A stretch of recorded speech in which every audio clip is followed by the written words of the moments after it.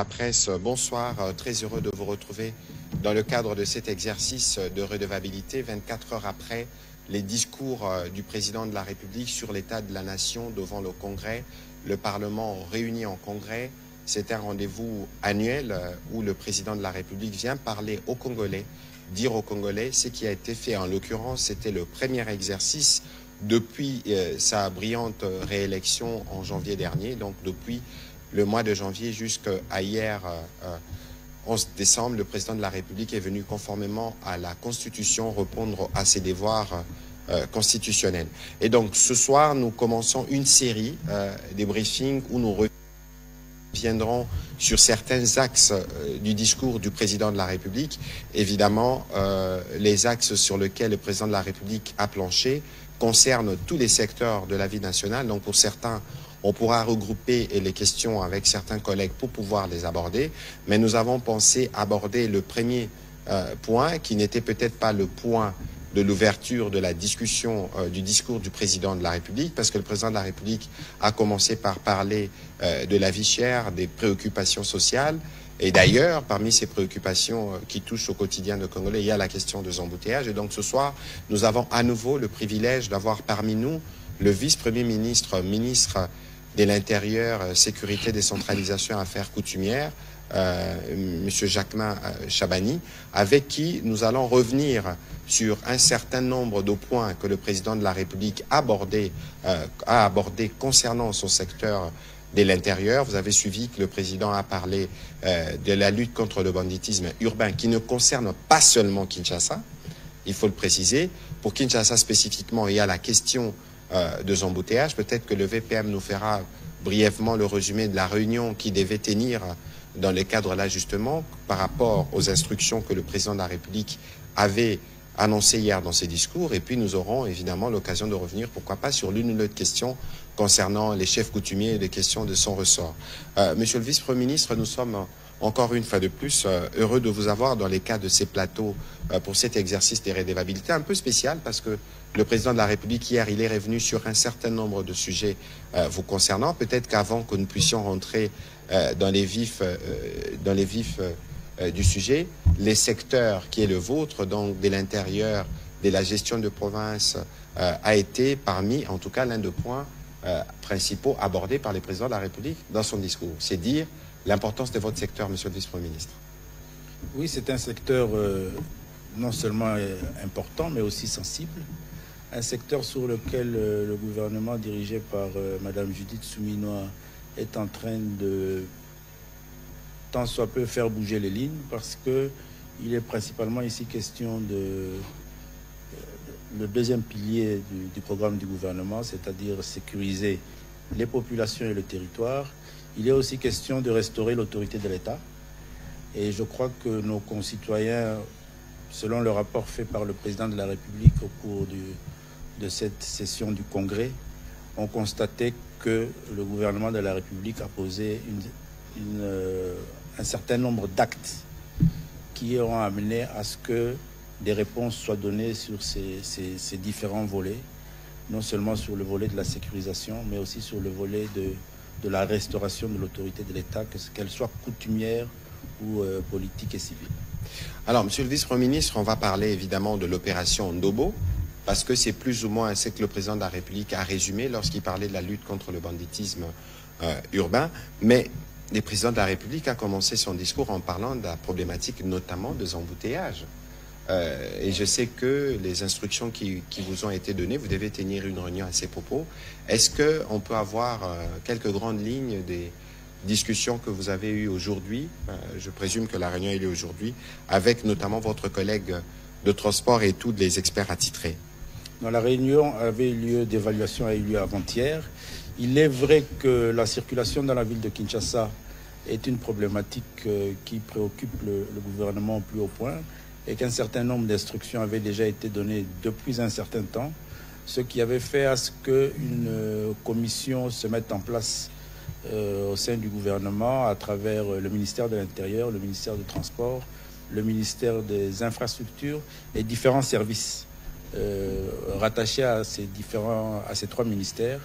Une série de réunions avait été faite et il avait été levé l'option sur certains tronçons de la ville de Kinshasa, d'adopter une solution, je peux l'appeler comme cela, une solution de sens unique. Mais bien avant cela aussi, nous avions commencé une campagne de civisme sur la route. Alors, la solution de sens unique a été adoptée sur 4 tronçons, si je ne me trompe pas. Et nous avons eu un certain nombre de réactions et de retours qui a amené à ce qu'on convoque il y a 3 jours une grande réunion d'évaluation que nous avons tenue au ministère de l'Intérieur.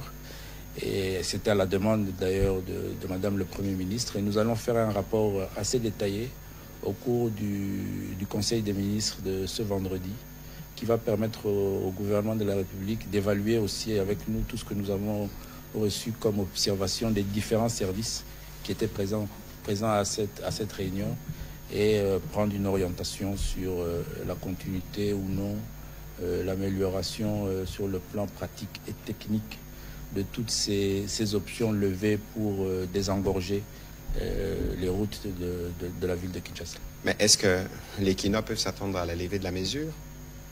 Je crois que le Conseil va nous édifier autour de l'autorité et des différents responsables. Nous allons prendre la bonne option. Voilà, avant que nous ne prenions les propos du président de la République, hier au cours du discours sur l'état de la nation, Monsieur le vice-premier ministre, vous avez lancé l'opération Ndobo. Alors, il y a quelques semaines, il y avait l'opération Panthère Noire. Qu'est-ce que vous pouvez nous en dire? Parce que l'impression, parfois, de manière générale, c'est que c'est des opérations qui concernent spécifiquement Kinshasa. Qu'est-ce que vous pouvez nous dire sur les déroulés et les séquences de cette opération? Parce que les problèmes des banditismes urbains se posent malheureusement à travers plusieurs villes de la République démocratique du Congo. Au niveau du ministère de l'Intérieur, nous sommes saisis sur la question du banditisme urbain depuis un peu plus de 3-4 mois, je crois, dès l'avènement de notre gouvernement, du gouvernement actuel. Et nous avons tenu une série de réunions qui a amené le commandement de la police nationale congolaise à nous proposer un plan opérationnel. Un plan opérationnel à l'échelle nationale pour gérer, réguler et maîtriser ce phénomène qui déstabilise nos villes, nos cités, nos agglomérations. Et il avait été décidé que ce plan opérationnel ait pour ville pilote la ville de Kinshasa et qu'il soit dupliqué au fur et à mesure dans les autres provinces et les autres grandes villes de la République démocratique du Congo qui subissent ce phénomène-là. Donc nous l'avons pratiqué pendant plusieurs semaines dans la ville de Kinshasa et il s'est fait que le vendredi de la semaine passée, nous avons tenu une grande réunion avec le commandement national de la police, mais aussi celui de la ville de Kinshasa, pour évaluer dans les détails l'action de la police sur terrain et identifier les faiblesses et arriver à trouver les voies et moyens d'améliorer pour donner les réponses tant attendues par nos concitoyens. C'est en conclusion de cette réunion du vendredi que nous avons décidé de passer à une étape supérieure. Et cette étape supérieure a fait l'objet d'une nouvelle formulation du plan opérationnel et nous l'avons dénommé tous ensemble avec les responsables de la police, le gouverneur de la ville de Kinshasa qui était aussi présent à cette réunion. Nous avons dénommé cette opération Ndobo, qui est une opération qui consiste principalement à maîtriser, mettre la main sur les bandes de criminels qui sont à la base de ce fléau, les maîtriser, les neutraliser et les mettre à la disposition de la police.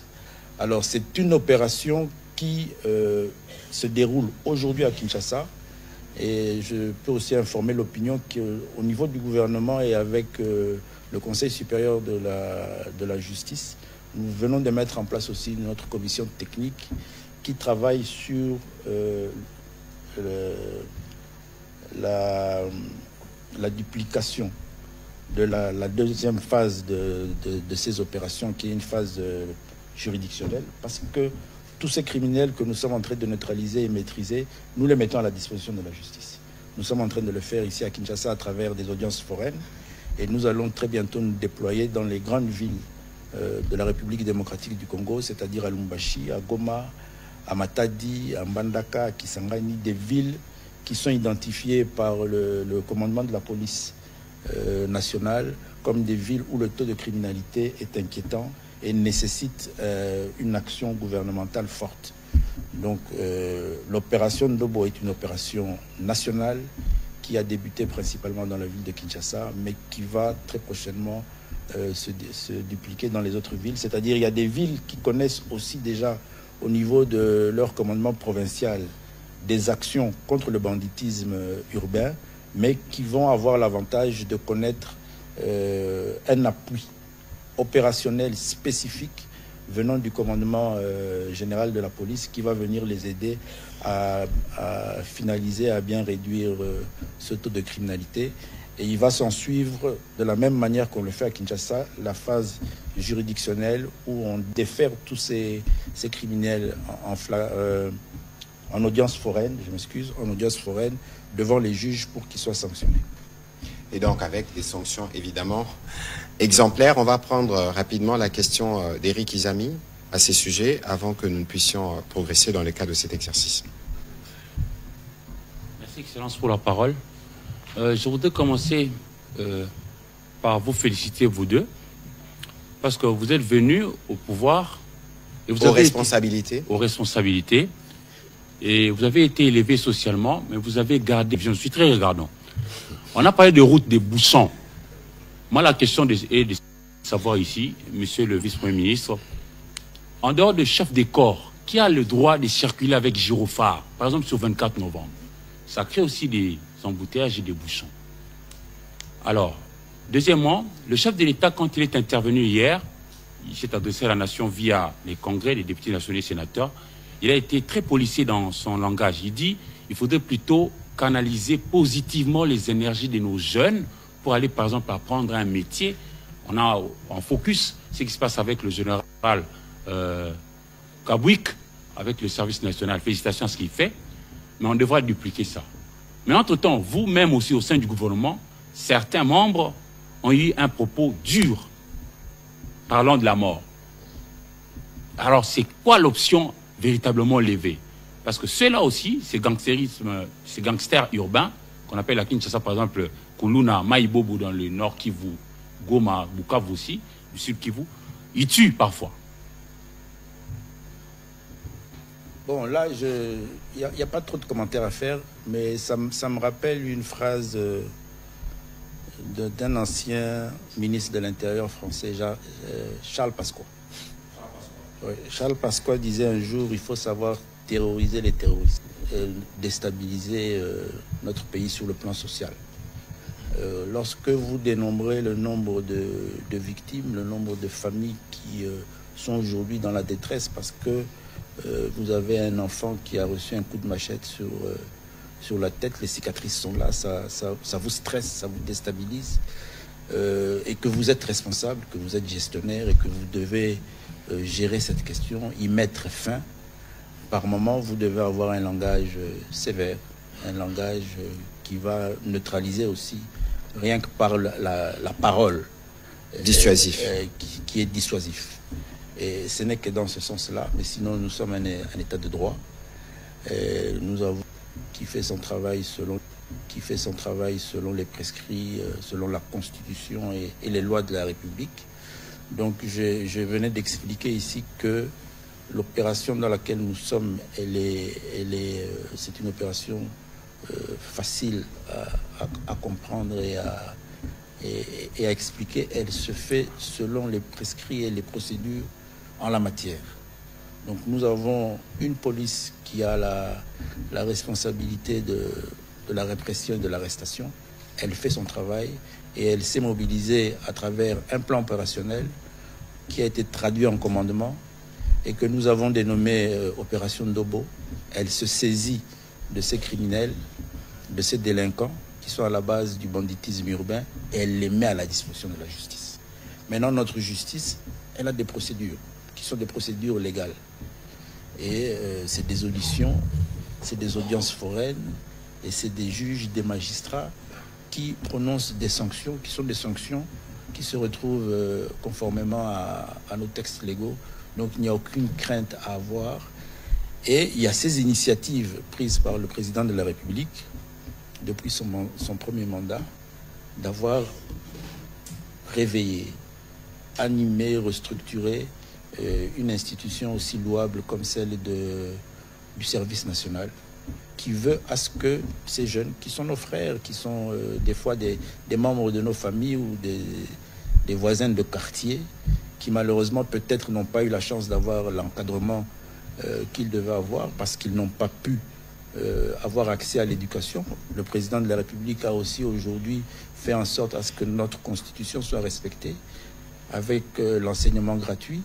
Tout ça sont des réponses à ces phénomènes qui font qu'aujourd'hui nous avons, il faut le vivre, il faut le voir, il faut entrer en contact avec cette réalité de la criminalité et du banditisme urbain. C'est des centaines et des centaines, peut-être des milliers de nos concitoyens, de nos frères et sœurs, qui sont malheureusement dans ce fléau, dans cet engrenage. Et il y a des mécanismes mis en place par le gouvernement, par le président de la République pour les en sortir. Mais il y a aussi la justice. Parce qu'il y a des récidivistes et il y en a parmi eux qui n'arriveront malheureusement pas à se resocialiser. Et c'est des décisions de responsabilité qu'il faut savoir prendre. Et le gouvernement est là pour ça, pour sécuriser l'ensemble de la communauté. Et la loi prévoit des sanctions. Ceux qui devront être sanctionnés seront sanctionnés, conformément à la loi. Voilà, merci. On va prendre la question de Peter Tiani.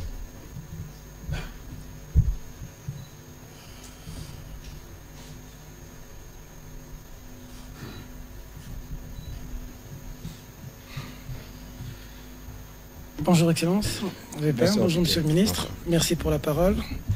Très heureux d'être en face de VPM Jacques Machabani. 3 petites préoccupations. La première, c'est, je vais m'excuser s'il y a de redites parce que derrière on a un peu du mal à entendre. L'opération Ndobo. D'abord je vous félicite depuis que vous avez pris vos fonctions. On sent quand même une interactivité, combien même que certains de votre parti politique sont déjà en train de vous tirer à boulet rouge. Mais l'opération Ndobo, on a tendance à lancer des opérations. Mais Monsieur le ministre, Monsieur le VPM, ceux qui font le travail, c'est la police. Le général est ici. 2 fois, on voit eux qui descendent sur terrain pour appréhender ces Koulouna, parce que je parle d'eux. Peut-être assez souvent, ils ont un problème de moyens. On voit même ce Koulouna-là s'attaquer même aux policiers. Des policiers sont victimes. Pour cette fois-ci, au grand mot, les grands remèdes, quels sont les moyens que vous avez mis à disposition pour que la police soit réellement en mesure de faire son travail sur le terrain? Parce qu'il y a des coins où ces délinquants agissent. On voit même des souciettes saccagées parce que le policier manque de moyens. Deuxième petite question, adressé au ministre de la Communication et des Médias. C'est l'actualité, monsieur le ministre de la Communication et des Médias. Il y a un rapport de Amnesty International qui parle de massacres. On a tué des Congolais. Quelle est votre réaction par rapport à cette situation? Merci. Dernière question, parce qu'il s'agit de l'adresse du chef de l'État devant l'Assemblée nationale de changer la vie des Congolais. Monsieur le vice-premier ministre, pour vos questions. Oui, bon, la première, je dois dire que moi, lorsque je suis arrivé dans mon ministère, le ministère de l'Intérieur, la première des choses que j'ai faites, c'est de me rapprocher de mon administration. C'est un ministère qui a plusieurs services. Vous avez parlé de la police, mais il y en a plusieurs. Il y a 5 secrétariats généraux et il y a d'autres services. J'ai fait un effort de me rapprocher d'eux, de me rapprocher de la police, et je fais un effort d'être le plus régulièrement avec eux pour partager les dossiers du ministère. Et l'une des initiatives ou des préoccupations que j'ai eues, c'est d'améliorer, qui va aboutir. Et moi, je vous rassure que tout ce que nous avons entamé comme dossier va atteindre ces objectifs. C'est une question de temps. La République démocratique du Congo est un très grand pays, un vaste pays. 33 villes, c'est immense. C'est pas à comparer avec tout ce qu'on a comme pays voisins ou avec d'autres pays. Donc ce sont des œuvres immenses nous les avons entamés, nous allons les réaliser. Les conditions de travail, j'ai parlé des SOUCIAT, de la mobilité et de l'équipement. C'est en cours. Je crois que depuis quelques mois, vous êtes en train d'observer. À l'initiative du président de la République, nous sommes en train de doter la police des moyens de mobilité. C'est valable aussi pour les administrateurs du territoire. Et ça, tout cela va dans le sens aussi de leur permettre de faire leur travail. Le principal, c'est de sécuriser nos populations. Donc, nous sommes en train de doter la police de tous ces moyens. Et je crois que cette police aussi a besoin d'être mise en confiance et d'être responsabilisée. Et c'est le travail que nous sommes en train de faire. Vous avez constaté que à peine nous les avons sollicités. Nous avons sollicité la police nationale à faire encore mieux et plus. Un vendredi et le samedi, la nuit du samedi au dimanche, avec l'opération Ndobo, je crois que la cueillette a été rendue publique. C'est l'œuvre de la police nationale. Donc ici, il faut que nos concitoyens, que les Congolais réalisent qu'elle a une police nationale. Elle est là, elle est effective. Il faut la mettre au travail. C'est ce qu'il nous a été demandé au sein du gouvernement. C'est ce que nous sommes en train de faire. Et avec cette police, nous allons sécuriser le peuple congolais. Il faut nous faire confiance et juste nous donner le temps de faire ce travail. Et c'est ce travail que nous allons faire. Nous le faisons aujourd'hui à Kinshasa. Et je suis convaincu que dans un espace, le temps que nous accédions à la prochaine année, au mois de janvier, la ville de Kinshasa ressemblera à autre chose. Elle sera plus vivable et on va retrouver la ville que nous avons connue, nous, dans notre jeunesse, parce que nous sommes Kinois. Nous allons le faire en province et nous allons sécuriser nos concitoyens en province avec la police nationale congolaise, parce que c'est une police patriote qui a besoin juste d'être responsabilisée et de lui donner d'abord les moyens politiques. C'est ça le rôle du gouvernement et du ministère, mais aussi ensuite lui doter de tous les accessoires qui lui permettent de faire son travail. Moi, c'est un engagement que j'ai pris et nous l'avons pris avec le commandement de la police pour toute la République et nous le prenons avec chaque commissaire provincial pour chaque province et on va atteindre notre objectif. Alors, concernant la Constitution,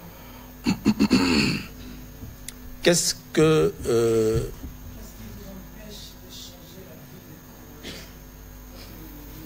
non, nous voulons mieux faire. Nous voulons mieux faire et nous sommes souverains et nous discutons avec le souverain primaire. Vous, en tant que VPM, en quoi est-ce que la Constitution vous empêche, vous, d'exercer votre travail? J'ai la difficulté, par exemple, je vous donne un exemple qui peut paraître trivial.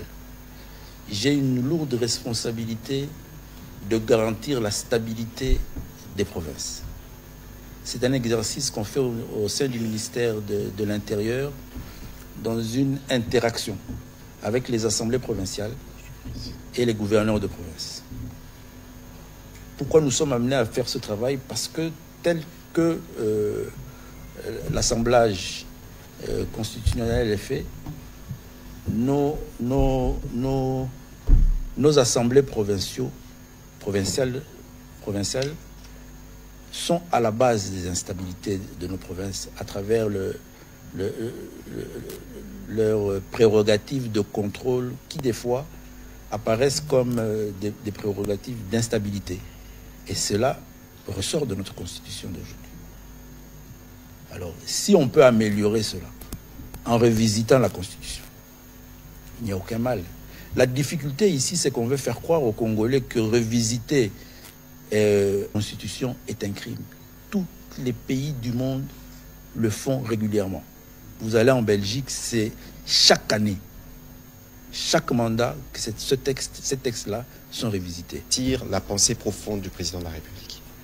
Le président de la République a parlé de réforme constitutionnelle, mais le président de la République a aussi parlé de la nécessité pour nous de réfléchir. En fait, les débats actuellement, ils portent sur quoi? Parce qu'on n'est pas rentré dans le fond du sujet.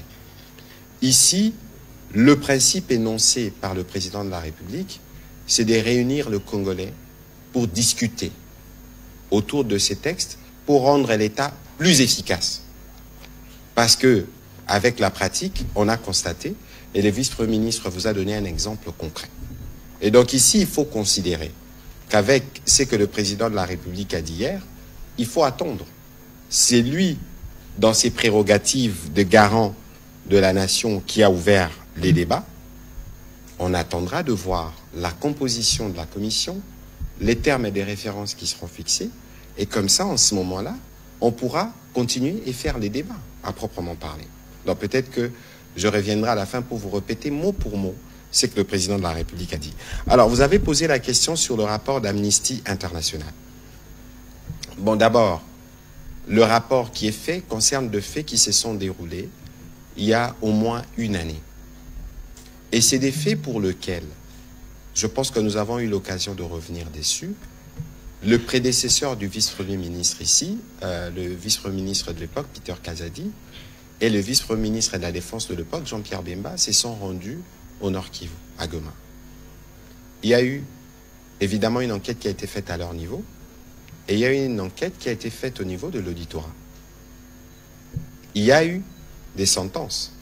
Aujourd'hui, on ne saura peut-être pas aller dans le détail parce que l'affaire est encore pendante. Il y a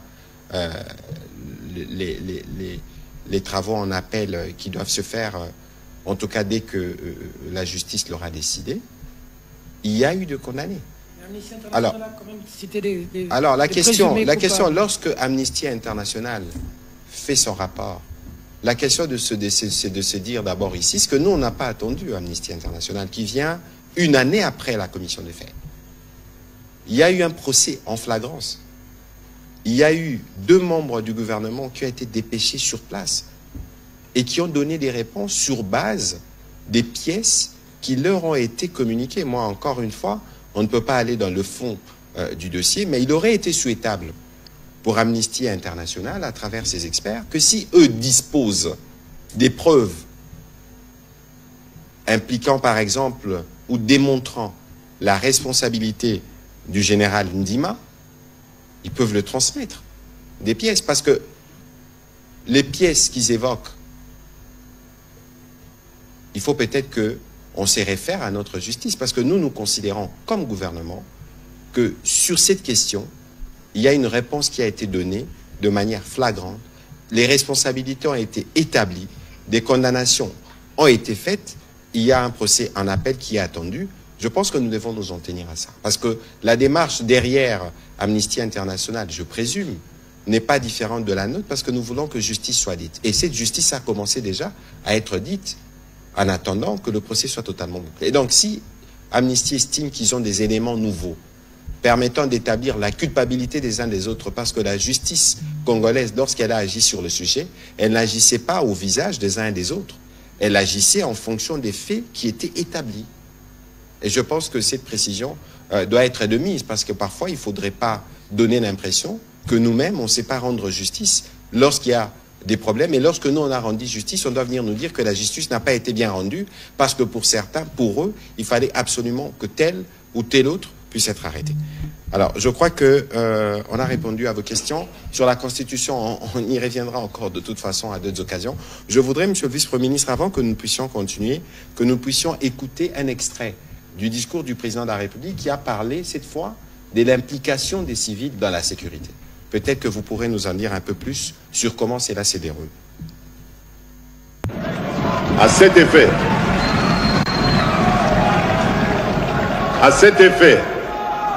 le gouvernement a lancé le processus de dotation en matériel roulant à la police nationale et aux administrations et aux administrateurs de territoire pour leur itinérance.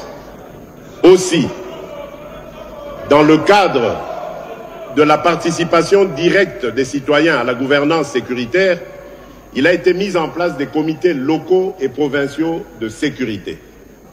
Ce processus a déjà permis l'élaboration pour la ville de Kinshasa des plans locaux de sécurité dans les communes de Kisenso, Matete, Bumbu, Lingwala, Ngaba, alors que ceux des communes de Makala, Kimbanseke, Njili, Selembao, Massina sont en cours d'élaboration.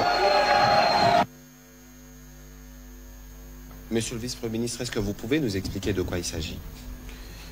En fait, dans le cadre de la politique sécuritaire mise en place par le gouvernement, nous avons d'ailleurs signé dernièrement ici deux arrêtés ministériels qui créent et organisent les comités locaux de sécurité. Les comités locaux de sécurité se trouvent à différents niveaux. Ils sont provinciaux, ils sont territoriaux, ils sont urbains et ils sont aussi dans les quartiers.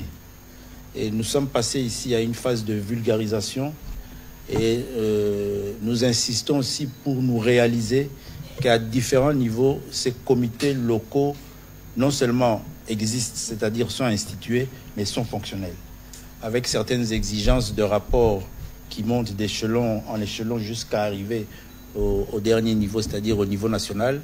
Et lorsque nous aurons tissé cette toile et qu'elle sera mise en place dans toutes les circonscriptions, si je peux les appeler ainsi, c'est-à-dire villes, quartiers et avenues, on aura tissé un réseau sécuritaire plus fiable qui nous permettra non seulement d'avoir les bonnes informations, mais qui va responsabiliser aussi le citoyen dans son milieu de vie.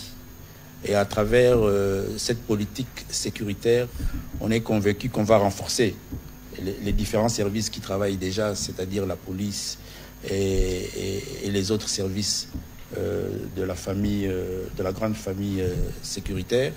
On va les renforcer et on va diminuer la capacité d'action de toutes ces bandes de criminels qui seront facilement repérables, identifiables et neutralisables. Voilà, on va poursuivre la série des questions avec M. Richard Chako, puis ce sera Mme Christiane Ekambo.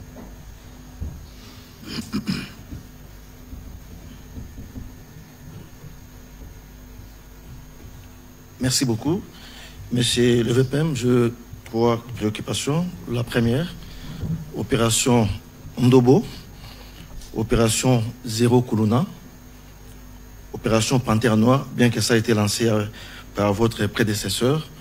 Pourquoi 3 opérations qui visent les mêmes objectifs, mais avec des dominations différentes? Est-ce que vous ne pensez pas que le gouvernement va en ordre dispersé avec ces 3 opérations qui, à mon sens, sont fonctionnelles simultanément? Ça, c'est la première préoccupation. La deuxième, est-ce que voulez-vous nous faire un bilan, un pré-bilan, s'il faut le dire, de l'opération Ndobo que vous avez lancée il y a peu, et rassurer la population sur l'aboutissant de l'opération Ndobo, parce qu'on parle des exécutions sommaires de ceux qui seront condamnés à mort, que ça va se faire parce qu'il y a déjà des réactions des ONG des droits de l'homme. Comment ça va se faire? Sera publiquement ou comment pour assurer la population sur ça? La troisième préoccupation, c'est pour lutter contre les embouteillages, quoi. Il n'y a pas longtemps aussi, ici, le commissaire divisionnaire adjoint de la police, Kilimali Maki ici, avait lancé aussi une opération pour lutter contre les embouteillages et interdire aux motocyclistes d'accéder à la commune de la Gombe. Il a lancé les drones pour visualiser ceux qui enfreignent au cours de la route.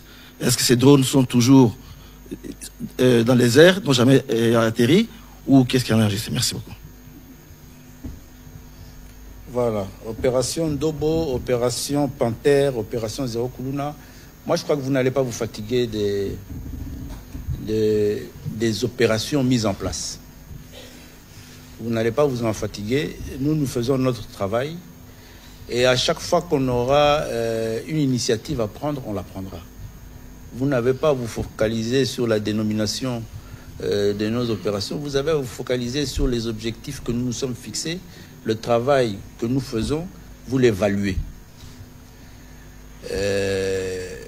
Les noms des opérations, je crois que vous en entendrez encore.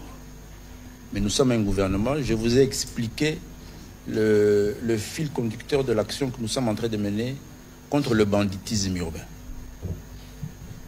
Et ce fil conducteur va de la police, ministère de l'Intérieur, à la justice, aux magistrats, ministère de la Justice. Et c'est là où il y aura des sanctions. Aujourd'hui, en termes de bilan pour l'opération Ndobo, qui a été sur terrain la nuit du 6 au 7,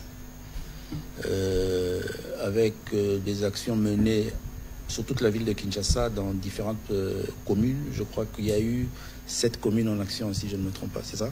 7. Nous avons 784 personnes qui ont été prises dans le filet par l'opération Ndobo, qui sont en cours de procédure à être déférés devant leur juge naturel. Et comme je l'ai dit tout à l'heure ici, je ne sais pas pourquoi vous revenez sur ce sujet, nous avons un pouvoir judiciaire qui fonctionne selon les textes, selon des lois. Les lois de la République, les peines sont prononcées parce qu'elles se retrouvent dans un texte. Il n'y a pas de peine sans loi. Nous sommes un état de droit. Donc il faut, nous faisons notre travail, c'est-à-dire que nous avons neutralisé, nous avons saisi, nous avons arrêté 784 individus, identifiés et fichiers d'ailleurs.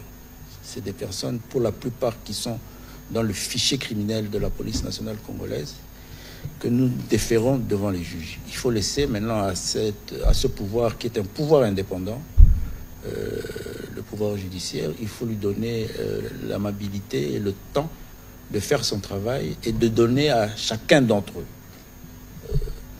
selon ce qui lui est reproché, la sanction qui lui concerne.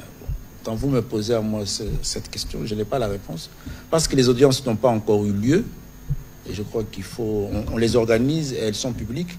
Nous avons sollicité, pour des raisons pédagogiques même, que certaines soient diffusées en direct pour interpeller la conscience collective de notre opinion nationale et surtout dans les quartiers et les cités concernées. Donc donnons-nous le temps d'avoir ces audiences, donnons le temps à nos magistrats de faire leur travail en toute indépendance, de se retirer aussi pour délibérer des sanctions. Les sanctions seront connues. Lorsqu'elles seront connues, ensemble, peut-être on pourra les critiquer si nous estimons qu'elles sont critiquables. Alors, pour les embouteillages, je vous ai dit que c'est une opération en cours. La police nationale, à travers sa police spéciale de roulage, a mis en place un certain nombre de dispositifs pour lui permettre de bien gérer et réguler cette question, qui est une problématique. Ce n'est pas pour rien que le président de la République s'est permis de l'énoncer dans son discours devant la nation. C'est une problématique qui préoccupe le gouvernement, qui embête beaucoup nos concitoyens, sur laquelle nous travaillons, et tous les moyens. Nous y mettons tous les moyens. D'ailleurs, nous n'avons pas encore terminé. Au niveau du ministère, nous sommes sur des projets assez importants qui devront nous permettre de gérer dans des meilleures conditions toutes ces situations avec la police de roulage, la police de la ville de Kinshasa. C'est des projets que nous viendrons ici solliciter l'antenne nationale pour communiquer cela à nos concitoyens. Je peux déjà donner le nom, c'est Kinshasa Smart, qui va nous permettre de mieux gérer et mieux réguler la ville de Kinshasa. Donc, entre autres, les drones, mais il y a plus que les drones qui seront mis qui seront exploités pour permettre à la police de mieux faire son travail. De toute façon, c'est un travail transversal. Il y a une composante qui relève du ministère de l'Intérieur à travers la police et les autres services.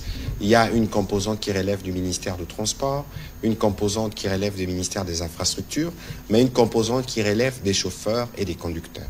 Parce que c'est aussi là un pendant important dans ce que nous connaissons comme problème dans la circulation routière. Avant de prendre, Monsieur le Vice-Premier ministre, les dernières questions... Et même des passants. Et même... Oui, parce que je peux vous dire qu'on a identifié au cours d'une de nos réunions que la République, la ville de Kinshasa, a fait des dépenses que les Kinois ne savent pas utiliser et justifier. Nous avons des passerelles sur le boulevard Lumumba que les Kinois n'utilisent pas. Ils ne les utilisent pas, mais ils préfèrent utiliser la chaussée réservée aux véhicules. Ça favorise les embouteillages. Non, on aura l'occasion, évidemment, d'y revenir. Je voudrais revenir rapidement sur ce que le président de la République disait justement sur cette question des Koulouna. Et on va prendre la dernière série des questions.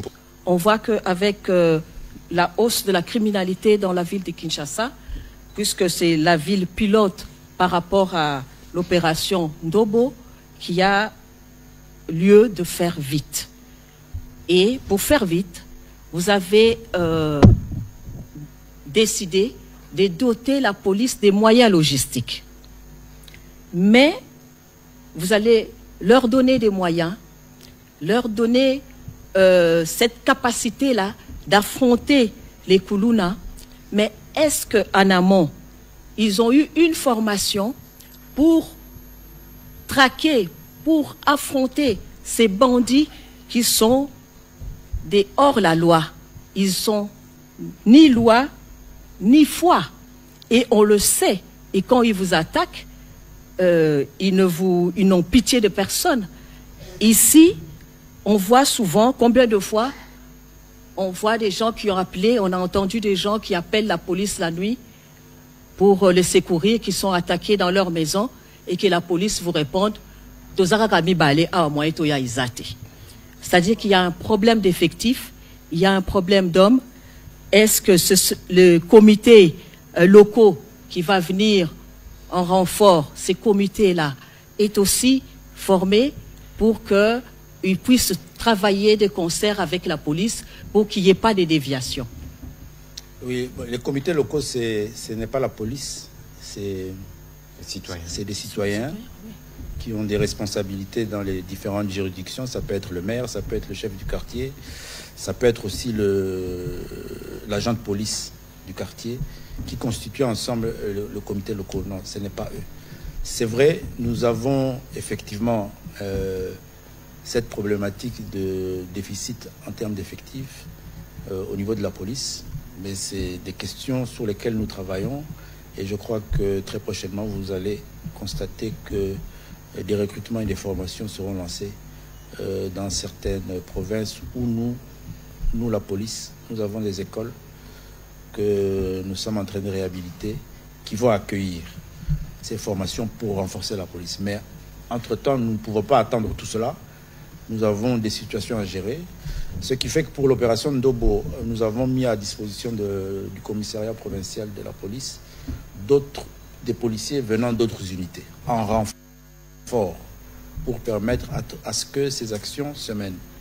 Et on a fait appel à la LENI, à l'IPH, qui ont donné des hommes qui permettent à ce que nous atteignions les objectifs que nous avons atteints le week-end passé au courant de la semaine ici.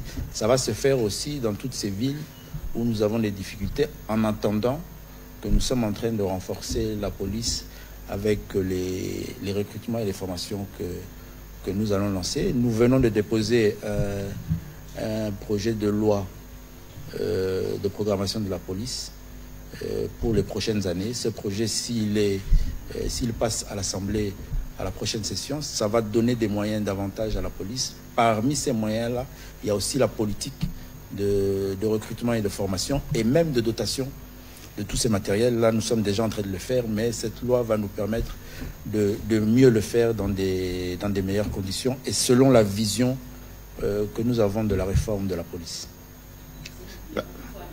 Mais voilà, oui. Donc il faut aller très vite, mais en attendant, on fait avec ce qu'on a. Et je crois que les Kinois sont quelque peu témoins des efforts menés par la police. La semaine qui va se terminer ici, la semaine prochaine, il y a des opérations très importantes qui vont être déployées dans la ville de Kinshasa, qui vont nous permettre encore de réduire, parce qu'on va neutraliser ces bandes de criminels. Voilà, merci monsieur le vice-premier ministre. On va prendre la dernière série des questions avec Pichou Moulumba, monsieur Kanyunyu, et on va terminer par une question à Lingala de Jimmy Mukendi. Jean-Pierre Kaïmbe, venez s'il vous plaît. On reste dans le sujet du soir, évidemment, tout en sachant que le vice-premier ministre a déjà répondu à la plupart des questions, donc on va éviter de